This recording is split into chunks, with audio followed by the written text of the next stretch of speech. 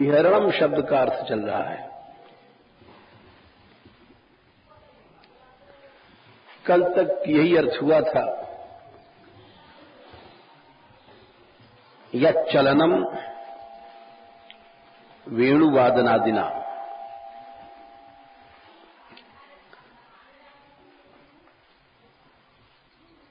जो उनकी चाल है,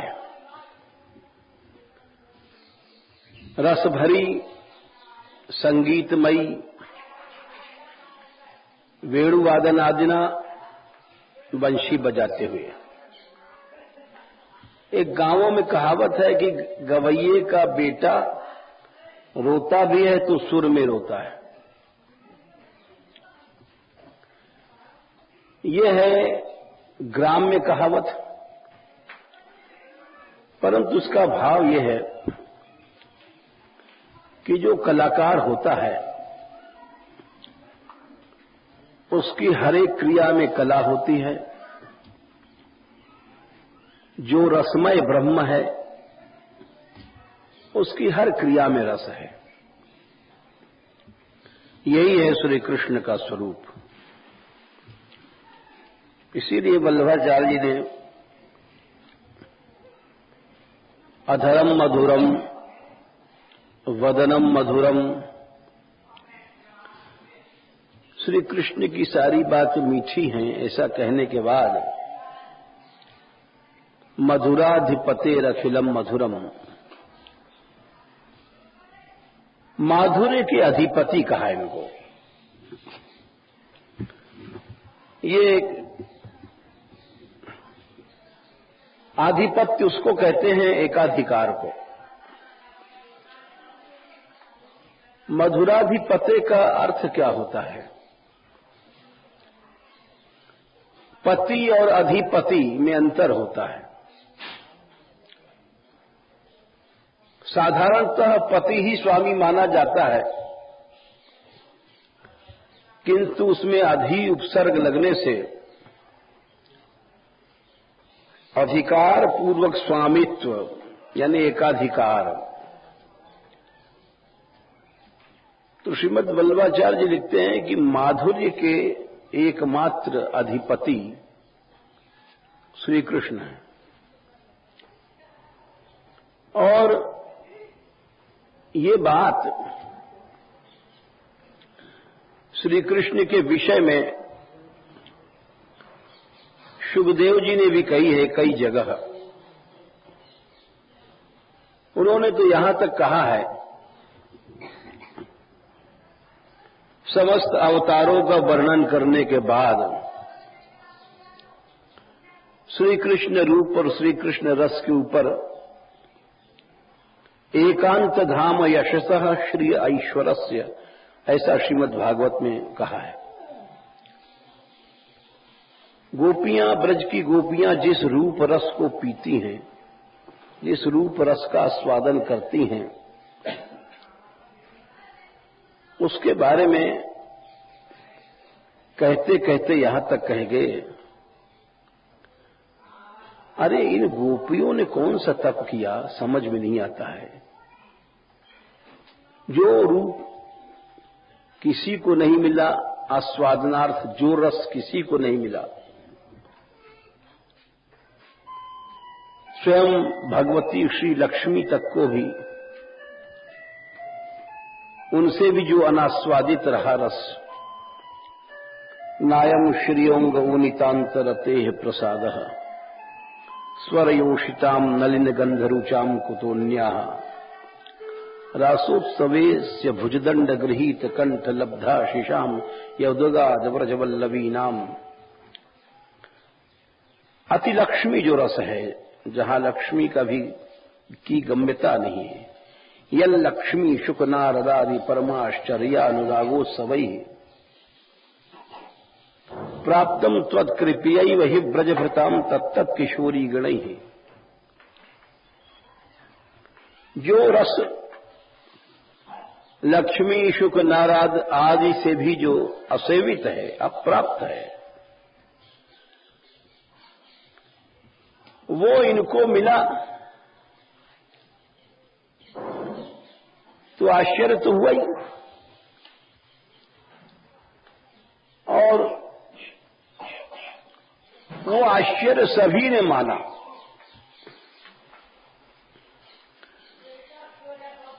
जिस रस को ब्रज गोपी जन प्राप्त करती हैं,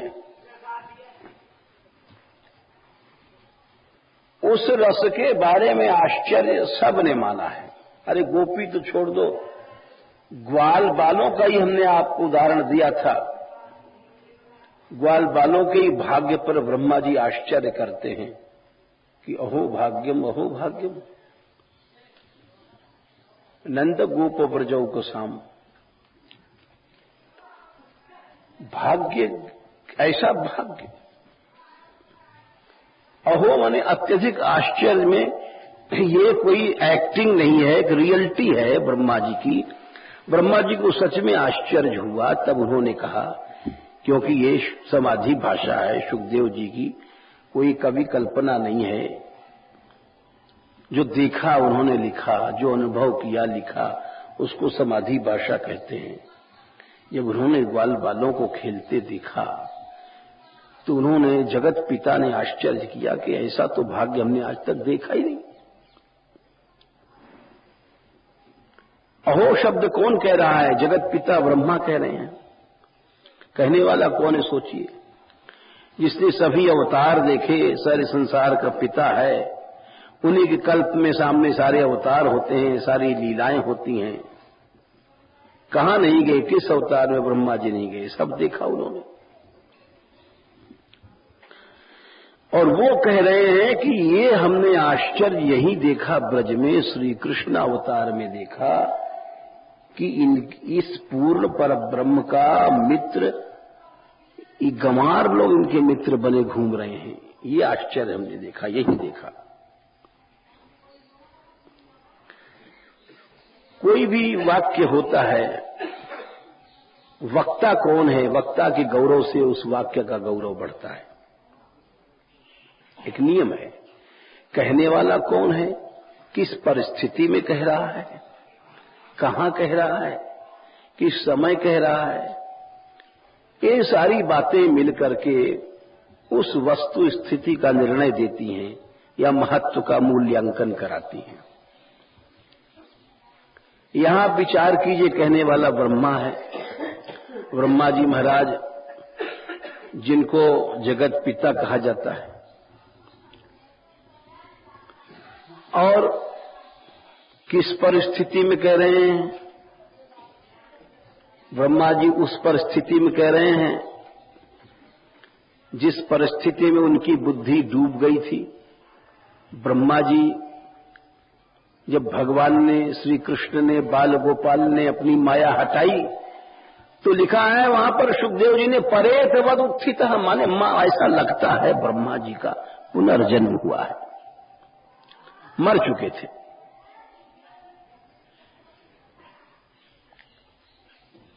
भगवान की भगवत्ता इति रेशे तर्के, ऐसी जो भगवान की महिमा थी, निज महिमनि स्वप्रमिति के परत्रा जातो तन निरसनन मुख ब्रह्म कमितौ चछादाजो ज्ञात्वा परमजो जा जवनिकाम।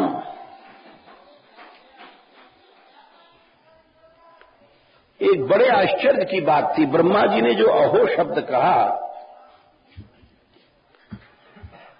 इस श्लोक को किस परिस्थिति में कहा, ये आप समझिए।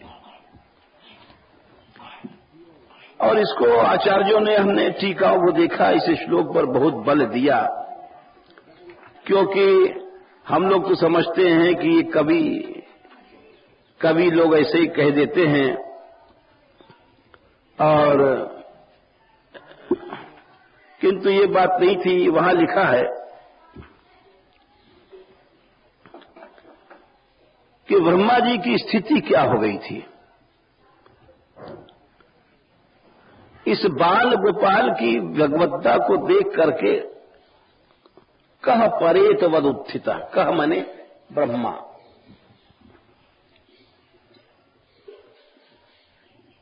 परेत कहते हैं मर गए थे,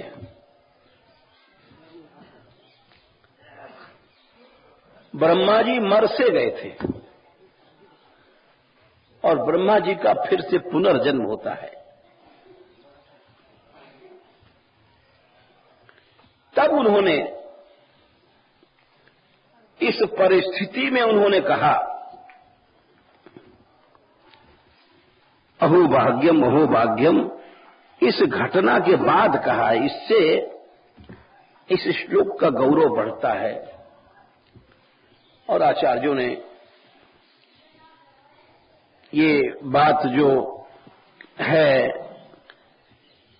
13वें अध्याय में ब्रह्मा जी की 58 नंबर श्लोक में स्थिति दिखते हैं और ये अहो भाग्यम आगे 14वें अध्याय में है।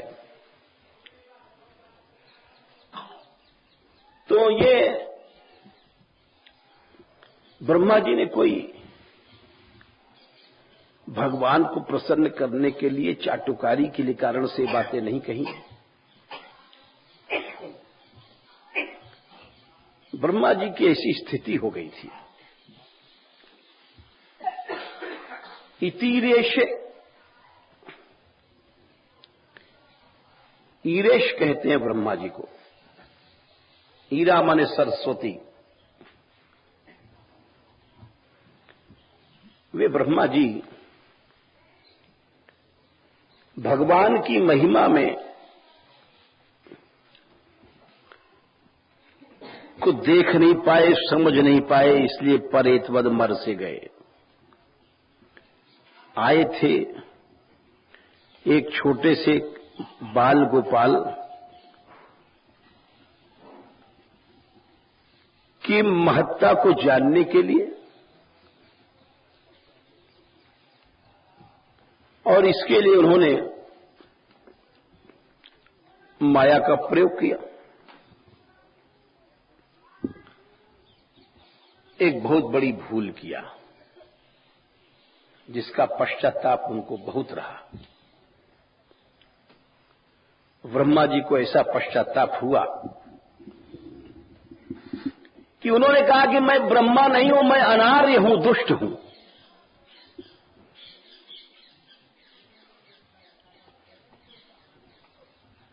अपने को अनार्य शब्द का प्रयोग करते हैं ब्रह्मा जी। और खाली अकेले में नहीं कहते हैं। सच्चा पश्चाताप जब होता है, जब मनुष्य सबके सामने कहने लग जाता है। सच्चा पश्चाताप वही है कि जहां पर हम अपनी अहंता को भूल जाएं, अरे अपने मैं को भूल जाएं, उसको पश्चाताप कहते हैं। पश्चाताप उसको नहीं कहते कि हमसे कोई गलती हुई और हमने सोचा जब सब चले जाएंगे अकेले में इनसे माफी मान लेंगे।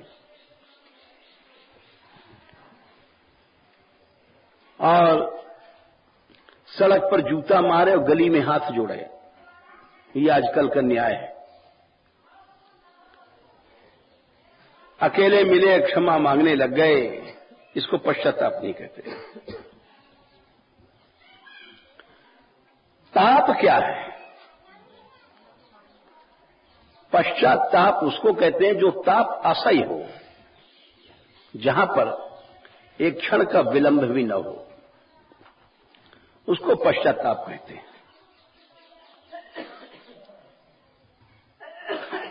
जैसे ब्रह्मा जी को हो रहा है।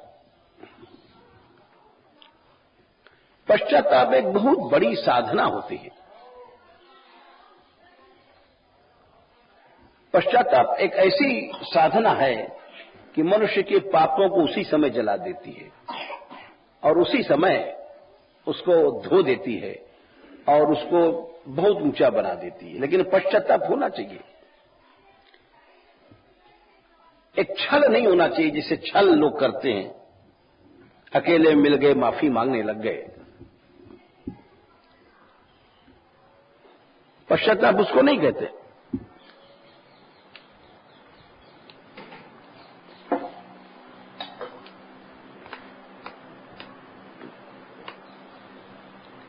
एक उदाहरण देते हैं आपको, पश्चाताप क्या होता है और उसका चमत्कार क्या होता है, एक समझने की बात है।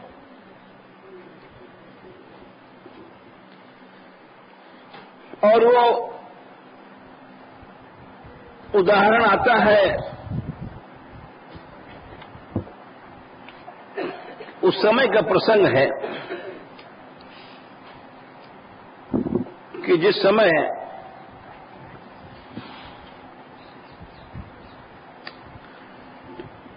कश्यप जी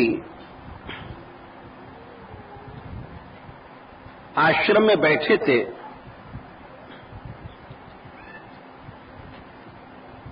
और एक दिति उनके पास काम से मोहित होकर पहुंचती हैं। बड़ा अच्छा उदाहरण है पश्चाताप का।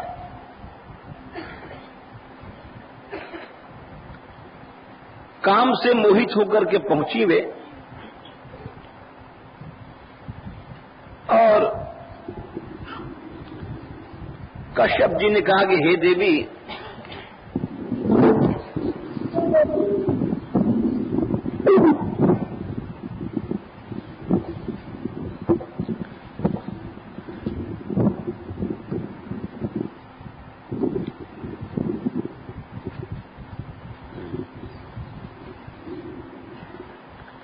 संध्या का समय था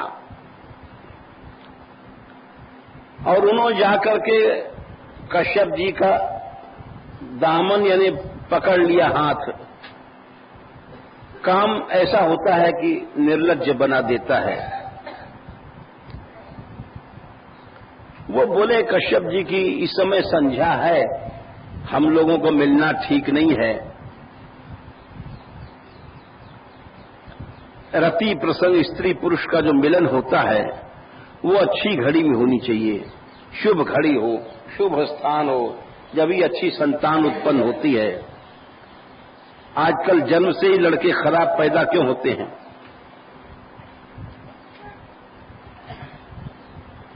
कोई घड़ी नहीं, कोई समय नहीं, कोई शुभ अशुभ निर्णय नहीं। ब्रजवासी कहते हैं ना कि कोई खराब लड़का है, जो बोले ये खराब लड़का है, ये गली कूचरे की संतान है, खाट बिछैया की नहीं है। यानी जो आकस्मिक मिलन होता है वो हानिकारक होता है। तो उन्होंने जब हाथ पकड़ा कश्यप जी का तो उन्होंने कहा कि देखो इस समय संध्या है देवी, ऐशा घोर तमा बेला, ये बेला बड़ी घोर है और इस समय महादेव पार्वती विचरण कर रहे हैं। देवस्त्र भी पश्यति देवरस्ते, शिवजी भी देख रहे हैं। हमारा तुम्हारा मिलना इस समय ठीक नहीं है। लेकिन उन्होंने होनहार की बात थी, उनका हाथ नहीं छोड़ा। जग्राह वासो ब्रह्मर्षेर, कश्यप जी का पल्ला पकड़ लिया। वृषलीव गतत्रपा, निर्लज्ज होकर के, खैर वो पति थे उनके, उन्होंने संपर्क किया और उसके बाद उन्होंने कहा कि तुम्हें जो गर्भ होगा वो गर्भ भगवान आकर के उसको मारेंगे। वे बड़े दुष्ट होंगे, अब भगवान उनका वध करेंगे। उसके बाद में पश्चाताप हुआ उनको, दिति जी को। आखिर तो ऋषि पत्नी थी और पश्चाताप इतना हुआ कि वहीं पर वे हाथ जोड़ करके भगवान की स्तुति करने लग गईं, भगवान शिव की। नमो रुद्राय महतो महते देवाय उग्राय मीढुषे शिवाय न्यस्त दंडाय धृत दंडाय मन्यवे।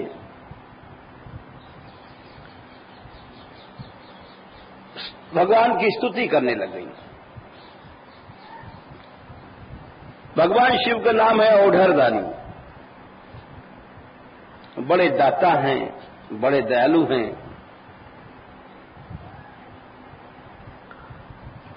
और इतना पश्चाताप हुआ कि प्रवेपतिम लिखा है। प्रवेपतिम माने एक तो वेपति माने कांपना, और एक प्रवेपति माने इतने जोर से कांप रही थी कि खड़ी नहीं हो सकती थी। इसको पश्चाताप कहते हैं। अब क्या दशा रही होगी उस समय उनकी। सारा शरीर थर थर थर थर कांप रहा था। हम आश्रम में रहते हैं, कश्यप ऋषि की पत्नी है।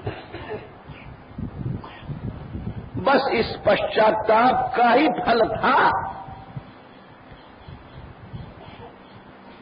कितना बड़ा फल हुआ कि कश्यप जी बोले, तुम्हारा पुत्र तो जरूर असुर होगा, हिरण्यकश्यपु, लेकिन इस पश्चाताप से तुम्हारे पाप सब जल गए, और तुम्हारा पौत्र जो होगा, बेटे का बेटा ऐसा होगा कि न आज तक हुआ और न होगा, यानी प्रहलाद जैसा पौत्र हो जाएगा तुमको सिर्फ पश्चाताप से।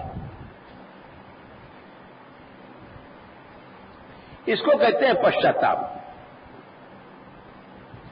अगर सच्चे मन से पश्चाताप किया जाए तो इतना बड़ा इनाम मिलता है, पुरस्कार मिलता है, लेकिन सच्चे मन से पश्चाताप होता नहीं है, कोई करता नहीं है। लोग तो उसी पॉलिसी से चलते हैं कि सड़क पर जूता मारो और गली में हाथ जोड़ लो। ये पॉलिसी है, पश्चाताप नहीं है। उन्होंने कहा है कश्यप जी ने कि देखो देवी, आप प्रयत्याद आत्मनस्ते दोषान मौहूर्तिकादुत, ये जो तुमने अशुद्धि किया उससे तुम्हारे असुर तो पैदा होगा, लेकिन उसके बाद तुमने कृत शोकानुतापेना, जो तुमने पश्चाताप किया है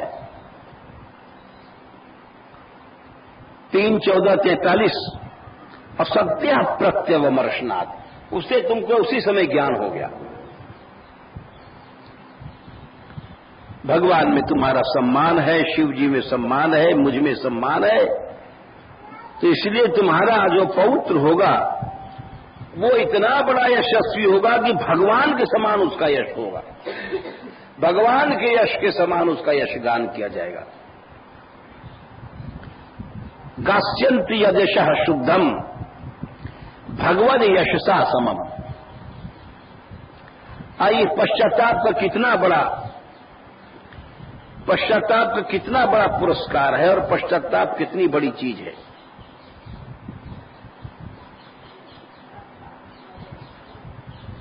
सवै महाभागवतो महात्मा, प्रहलाद जी ने तुम्हारा जो पौत्र होगा ऐसा होगा कि सर्वत्र उन भगवान का दर्शन करेगा, उसका संसार में कोई शत्रु नहीं होगा। बड़े बड़े महापुरुष भक्त, बड़े बड़े इस पृथ्वी के सब प्रहलाद को अपना आदर्श मान करके और उसके शील का अनुकरण करना चाहेंगे, उसके जैसे बनना चाहेंगे, प्रहलाद जैसे बनना चाहते हैं लोग, ऐसे लोग होंगे। योगैर हेमेव दुर्वर्णम भवा भावयिष्यन्ति साधवा निर्वैरादिभिर आत्मानम यच्छीलम अनुवर्तितुम। बोले प्रहलाद तुम्हारा पौत्र ऐसा होगा जैसे सोनार जब सोना साफ करता है तो योगैर हेमेव दुर्वर्णम भावयिष्यन्ति। दुर्वर्ण माने जो पुराना सोना है, मैला हो गया है,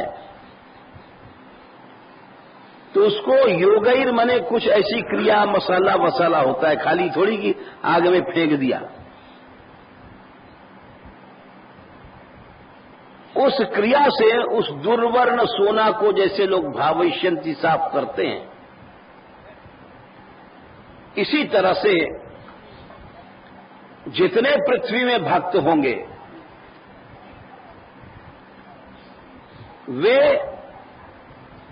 अपनी साधना में, साधना क्या है? साधना है अग्नि, किंतु केवल अग्नि में डालने से कुछ नहीं होगा, सोना साफ नहीं होता। फिर उसके भीतर जब प्रहलाद के चरित्र का पुट दिया जाएगा, मसाला डाला जाएगा,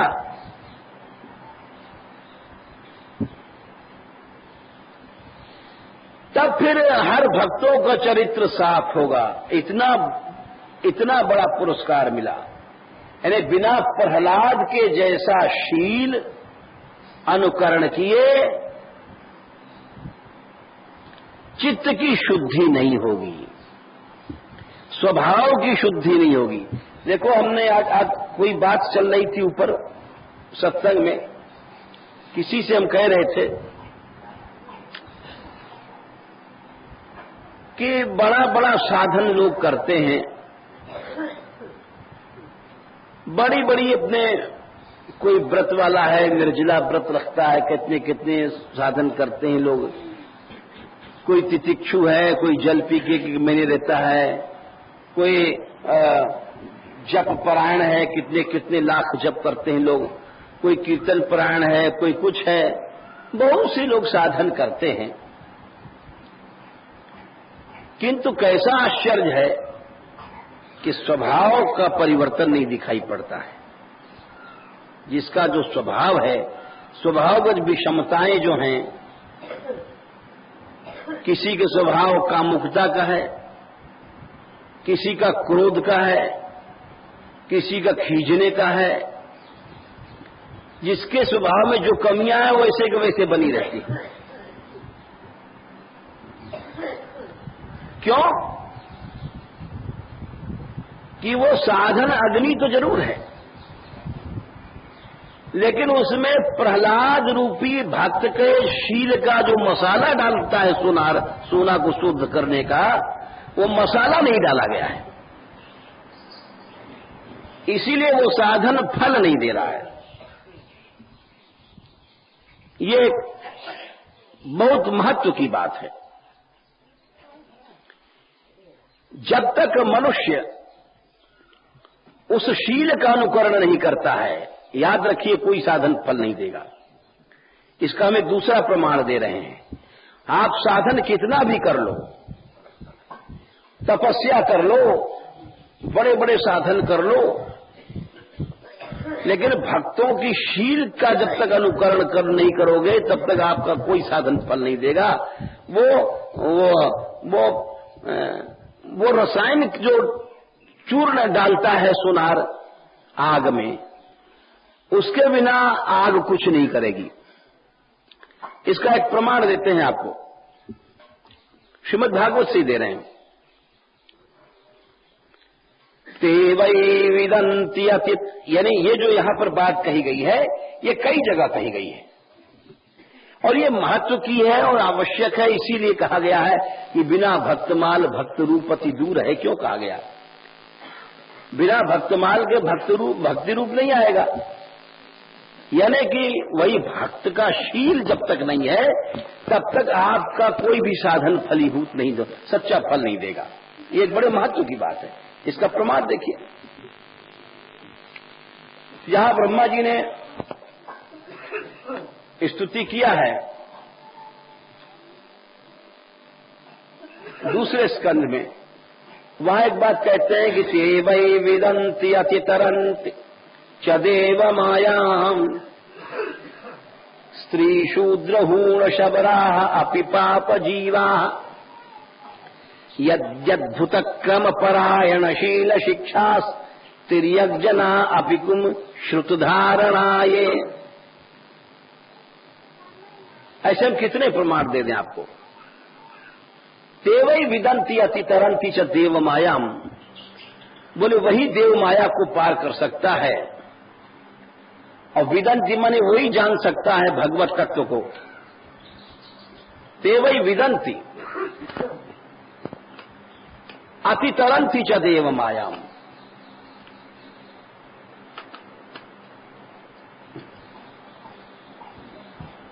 वही पार जाएगा। वही माने जोड़ दिया गया है, दूसरा नहीं जा सकता, कितना भी साधन कर लेगा। अरे साधन क्या करेगा, कितना बैराग करेगा।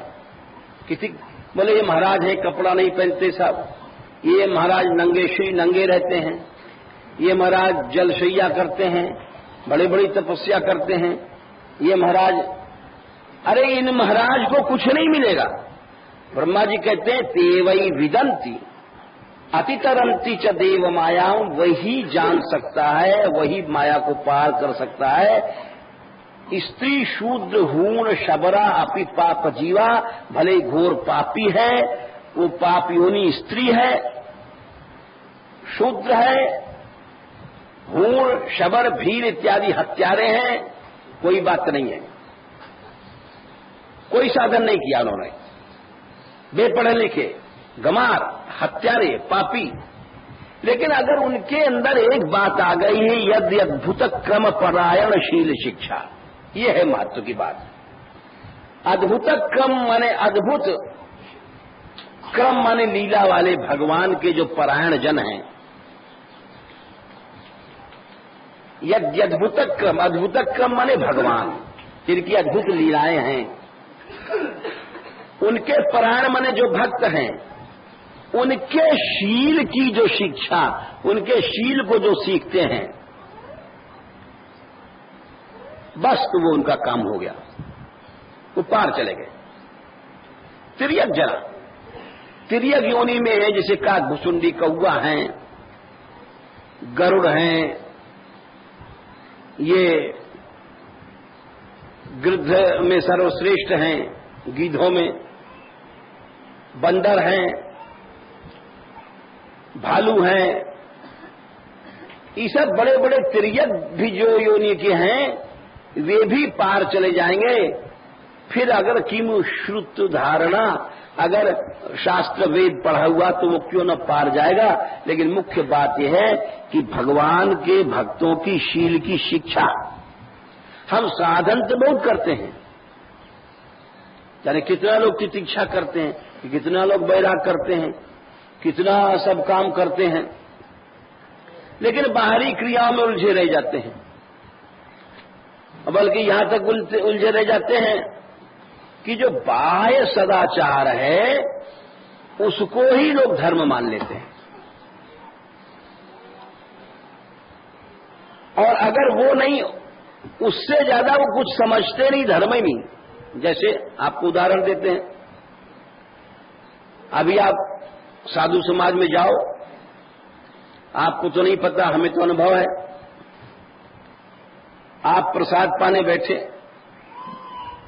और लोटा पानी का अगर आपने बाईं तरफ रख दिया, इतने में सब समझ जाएंगे टकसाली साधु नहीं, भगा खड़ी आए खड़ा। अब चाहे कितना बड़ा महात्मा है, परमहंस है, उधर ही रखना पड़ेगा। ऐसे छोटी छोटी चीजों में उसको खड़िया करके अपमानित करके भगा दिया जाएगा, छोटी क्रियाओं में। लेकिन जो वैष्णव धर्म है वो अलग है। वो यानी कितनी जगह कहा गया है, यच्च व्रजन्त्य निर्मिषाम ऋषभानुवृत्त्या, यही बात वैकुंठ का जब वर्णन किया है तो बोले वहां भी उस धाम में वही जाएंगे।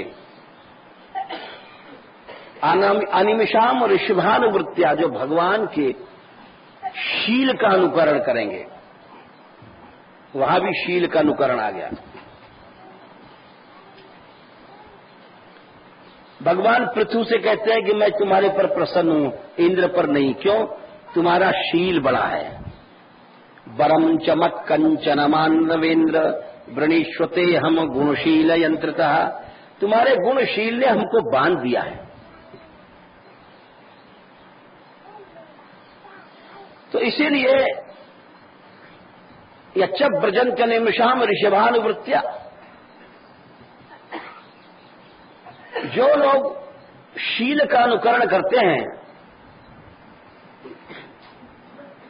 वे ही भगवान के धाम में जाते हैं।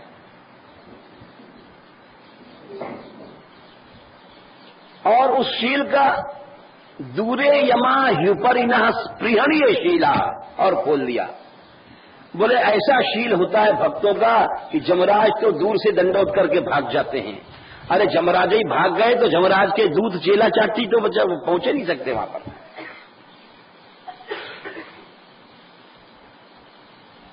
दूरे यमा ह्युपरिणः स्पृहणीय शीला, ऐसा शील होता है भक्तों का। भक्त लोग कैसे व्यवहार करते हैं, कैसे बोलते हैं, उनका क्या शील, कैसे क्षमाशील। अब हमारे जैसे लोग तो जो साधन करेंगे उस शील को छोड़ के साधन करते हैं। अब उस साधन का कोई फल नहीं मिलेगा। अब जैसे उदाहरण देते हैं हम आपको। बहुत पहले जब हम यहां आए थे, एक छोटी सी कुटिया थी, पानी लेने वहां जाते थे गहवर कुआं में। कोई 40 साल पुरानी बात है। अब तो यही कुआं है। तो हम पानी लेने गए, उदाहरण दे रहे हैं आपको। तो एक ब्रजवासी का बालक वहां कुआं पर हनुमान चालीसा नहा करके हनुमान चालीसा पढ़ रहा था। जय जय जय हनुमान गोसाई कृपा करो गुरुदेव की नाई, अपना कर रहा था बेचारा। दूसरा एक बालक आया, वो जोर जोर से बाल्टी पटक रहा था, बात कर रहा था। तो उसने कहा कि कोई दिखे ना, मैं यहां पाठ कर रहा हूं, भजन कर रहा हूं, हल्ला मचाओ यहां। अब वो बोला पाठ कर रहे हो तो कोई एहसान कर रहा है? अरे कुआं है, तेरे बाप को कुआं है, हम अच्छे पानी भरेंगे, अच्छे बात करेंगे। तो बोले माना है, बोला है दो सारे में दो है। बोले बड़ो आयो दऊंगा। अब वो मतलब फिर गुथा पैड़ी की हालत आ गई। अब हमने वहां पर उसको थोड़ा सा बीज बचाव किया, कोशिश किया, मुश्किल से झगड़ा बचा। अब पूछो वो हनुमान चालीसा का पाठ हो गया कि तो कुश्ती लड़ने का एक साधन हो गया। यानी हनुमान चालीसा ही लड़ाई का कारण बन गया।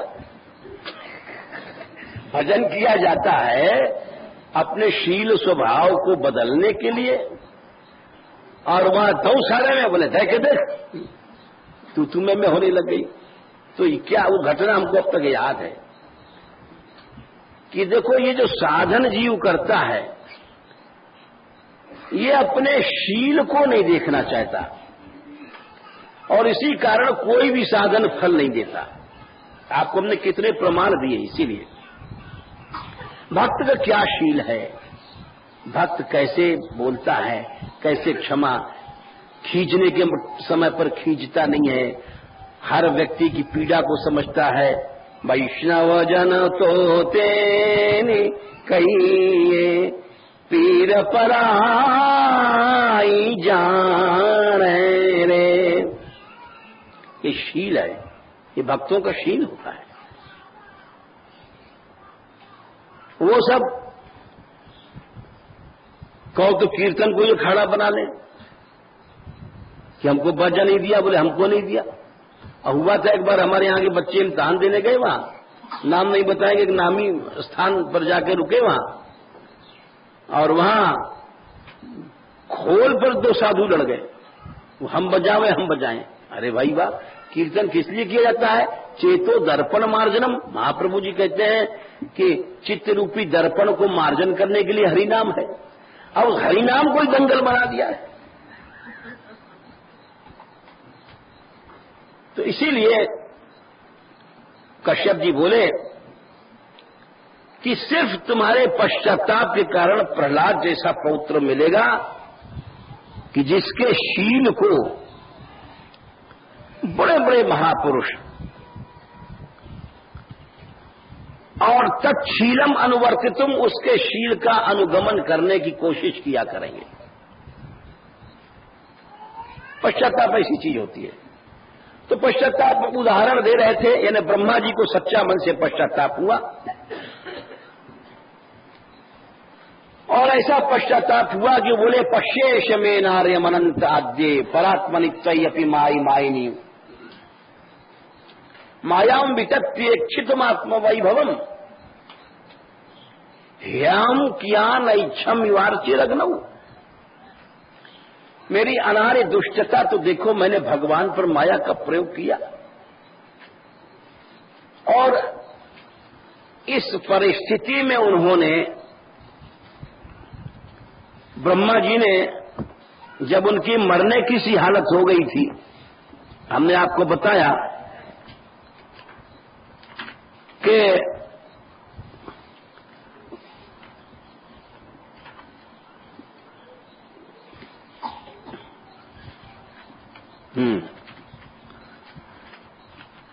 इति रेशे करके इरेश कहते हैं कि सरस्वती जी के पति भगवान की निज महिमा में, कैसी महिमा है, स्वप्रमिति के, भगवान ज्ञानमय और आनंदमय महिमा है भगवान की, जहां पर स्वप्रमिति के, प्रमिति माने ज्ञान है और का माने आनंद।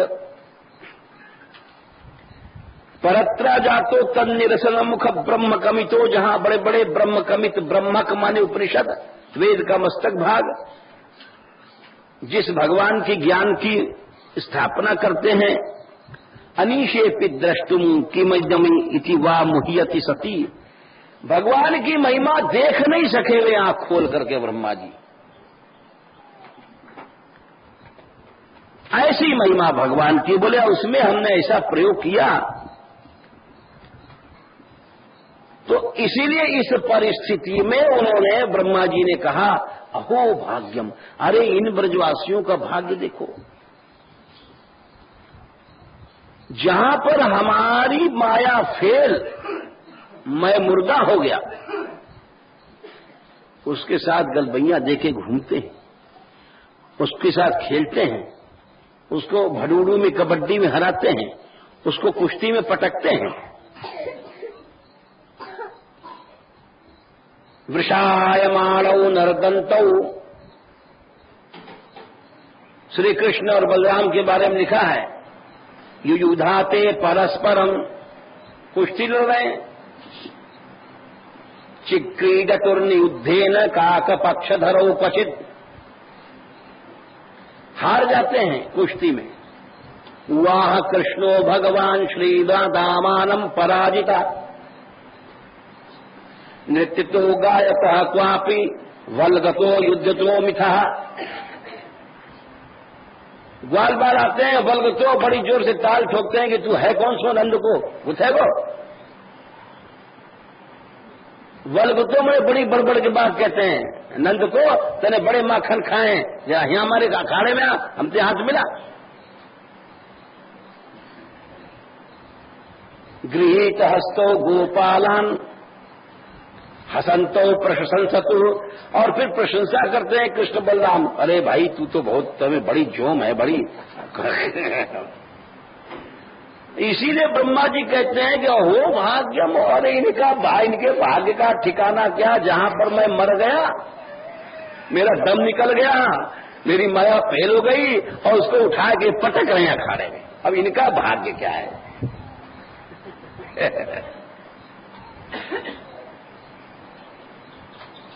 इसीलिए ये विहरणम वाली बात अभी रह गई, कल होगी। प्रहसितम प्रिय प्रेम वीक्षणम विहरणं च ते ध्यान मंगलम रहसि संविदो यारिति स्पृशः कुहतनो मनः क्षोभयन्ति। नमो महदेव्यो